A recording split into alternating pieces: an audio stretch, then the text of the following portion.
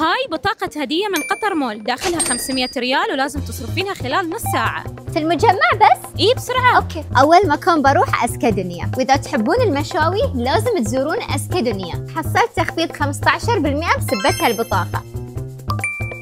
عقب هالأكل اللذيذ أحتاج قهوة لذيذة من قديفيا، والصراحة كان خوش كوفي، وعندهم تخفيض 10%. والحين يلا نروح نتسوق.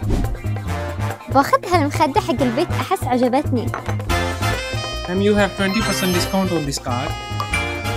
والحين بنروح ذا فيس شوب، عندهم تخفيض 15% إذا استعملت البطاقة. ثانك يو. والحين بعيشكم أحلى تجربة ممكن تجربونها في قطر مول، إن شاء الله ما يخوف.